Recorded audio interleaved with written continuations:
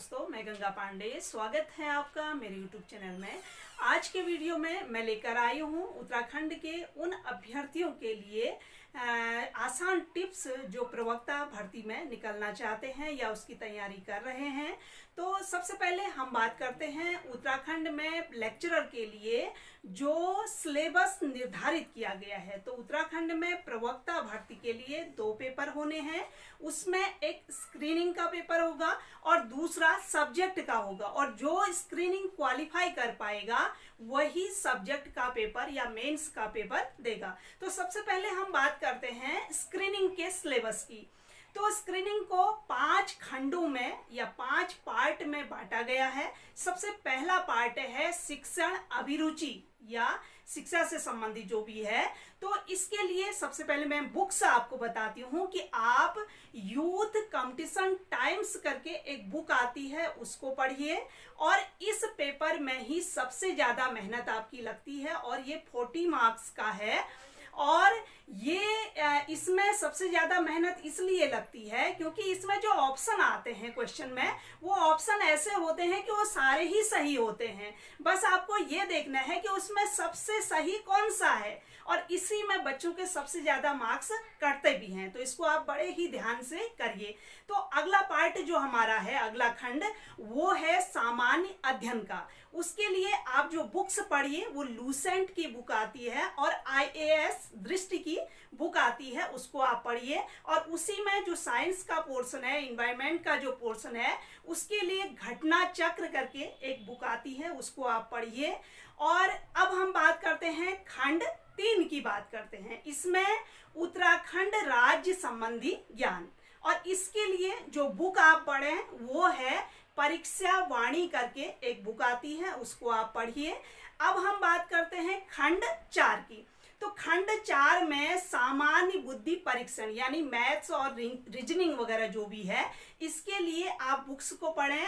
RS Agarwal की एक book आती है, उसको आप पढ़ें। उसके बाद है खंड 5 में सामान्य हिंदी करके आता है, और हिंदी के लिए आप पढ़ें लूसेंट की ही एक बुक आती है, उसको आप पढ़ें। इसके अतिरिक्त आप NCERT की बुक को जरूर पढ़ लें, क्योंकि इसका जो सिलेबस मेन है वो NCERT बेस्ड ही है। तो NCERT की बुक्स आप जरूर पढ़ लें।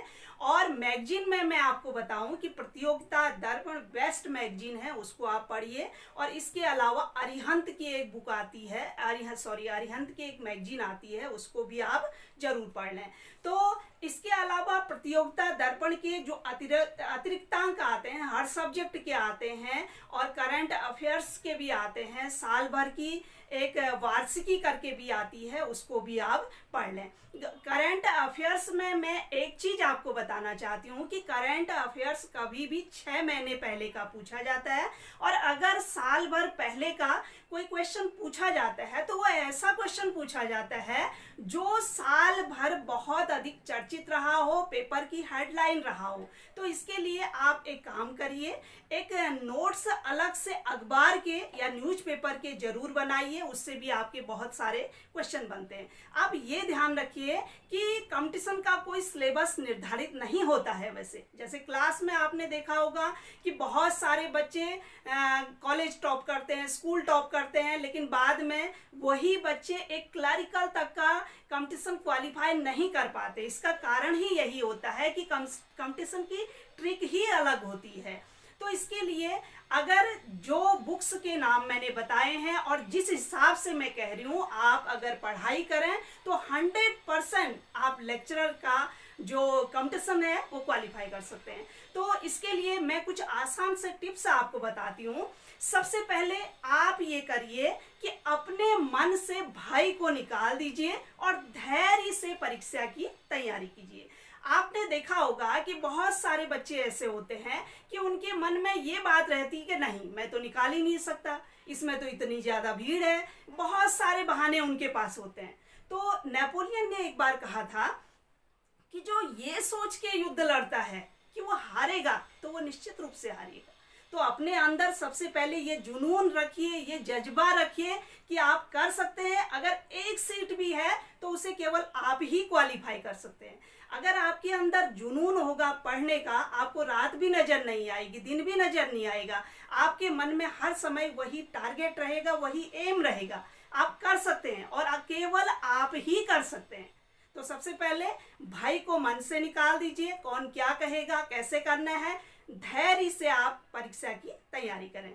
दूसरी चीज जो सबसे इंपॉर्टेंट है वो है सिलेबस पर फोकस। आपका जो टारगेट है वो सिलेबस होना चाहिए और सिलेबस के एक एक पार्ट को आप पढ़ें और खुद से उसके नोट्स बनाएं। और कभी भी अपने खुद के बने नोट्स ही अच्छे होते हैं। और नोट्स बनाने के बाद बार बार उसको पढ़ें और उससे रिलेटेड जो आपने पढ़ लिया है, जो पार्ट आपने क्लियर कर लिया है, उसके क्वेश्चन पेपर सॉल्व करें। सबसे अच्छी तैयारी का ये तरीका है।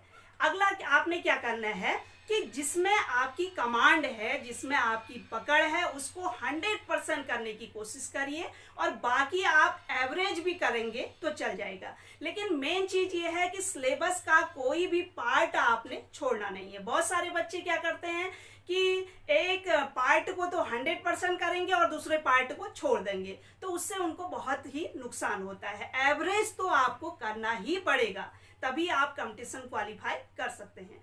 अगला है एक ही बुक को 2-3 बार कम से कम पढ़ें और अपना ध्यान बिल्कुल इधर उधर ना भटकाएं और ना ही किसी भी तरह का कंफ्यूजन आपके दिमाग में होना चाहिए। जो बुक आप पढ़ रहे हैं वो सबसे बेस्ट बुक है और उसी को आप 2-3 बार पढ़िए। अपने दोस्तों के या औरों के कहने पर ये ना आए कि वो बुक अच्छी है, वो बुक अच्छी है। बुक सारी ही अच्छी होती हैं, बस आप एक बुक को गहराई से पढ़ें, उसको डीपली पढ़ें।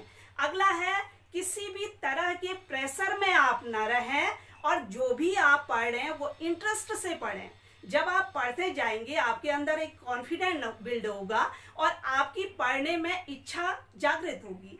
अगला है लोगों की परवाह बिल्कुल न करें। बहुत सारे लोग होते हैं, जैसे उत्तराखंड को हम देख लें तो उत्तराखंड में 4 साल तो एक बार विज्ञप्ति निकलती है और बच्चों की पढ़ाई सही ढंग से होती नहीं है। जो भी उसका फॉर्म भरता है सबकी नज़र होती है भाई उसने फॉर्म भरा हुआ है, तो उसको ये टेंशन पहले हो जाती है कि अगर मैं नहीं निकला तो लोग क्या कहेंगे, सब मेरे को पूछेंगे। तो आप इसकी बिल्कुल भी परवाह न करें और हर दिन का एक टारगेट बना लें कि आज के दिन में मैंने इतना करना है। जैसे आपको पता है आदमी सामाजिक प्राणी है, हर किसी से रिश्ते नाते हर चीज़ से वो जुड़ा हुआ है। बहुत सारे दिन हमारी ज़िंदगी में ऐसे आते हैं कि हम कुछ नहीं कर पाते, उसकी वजह से हमारे दिमाग में एक टेंशन आ जाता है कि मेरा इतना समय बर्बाद हो गया, अब मैं कुछ नहीं कर पा रहा। तो इसका भी आपको टेंशन लेने की कोई ज़रूरत नहीं है। अगला है जब आपके अंदर कभी आपको लगे कि आपका आत्मविश्वास कम हो रहा है तो इसके लिए आप बीच बीच में मोटिवेशनल बुक पढ़ें, जैसे स्वेट मॉडर्न, शिव खेड़ा की बुक्स आती हैं, उसको आप जरूर पढ़ लें। अगला है अगर आपका किसी कंपटीशन में सिलेक्शन नहीं होता है तो आप अपनी कमी को जानें और देखें कि आपकी कौन सी कमी रह गई थी जिसकी वजह से आप वो टेस्ट क्वालिफाई नहीं कर पाए। अगर टेस्ट आप क्वालिफाई नहीं कर पाए इसका मतलब था कि आपने सही रास्ता नहीं चुना है और आपने सही रास्ते को चुनना है। अगला है कि अपने आप को न धोखा दें और ना ही अपने घर वालों को धोखा दें। बहुत सारे बच्चे होते हैं कि किताब लेके बैठे रहते हैं और आउटपुट 0 है। आप भले 1 घंटा पढ़ें, 2 घंटा पढ़ें, 3 घंटा पढ़ें, लेकिन आपको कुछ न कुछ आउटपुट निश्चित करना चाहिए कि आज के दिन में मैंने इतना पोर्शन किया या आज के दिन में मैंने ये उपलब्धि हासिल की। आप खुद के लिए कर रहे हैं, किसी और के लिए नहीं कर रहे, ये सब आपके फ्यूचर के लिए है। तो आप सबसे पहले ये निर्धारित करिए कि आज के दिन में मैंने क्या किया। एक हफ्ते का टाइम टेबल बनाने की जरूरत नहीं है, हर दिन का आप टाइम टेबल बनाइए। अगला है कंपटीशन की ट्रिक को जाने। मेन चीज है कोई भी कंपटीशन निकालने का कि आपके अंदर ये एबिलिटी होनी चाहिए कि आप कंपटीशन कैसे निकालते हैं, इसकी ट्रिक को जाना है। अगर आप पुराने पेपर देखेंगे तो आप पाएंगे कि बहुत सारे क्वेश्चन ये होते हैं कि बार बार हर तरह के कंपटीशन में वो पूछे जाते हैं और वही क्वेश्चन बार बार आते हैं। तो आप इस तरह से सबसे पहले कंपटीशन की ट्रिक को पकड़ लें। अगर आपने कंपटीशन की ट्रिक पकड़ ली तो आप कोई भी टेस्ट क्या कर सकते हैं, फिर क्वालिफाई कर सकते हैं।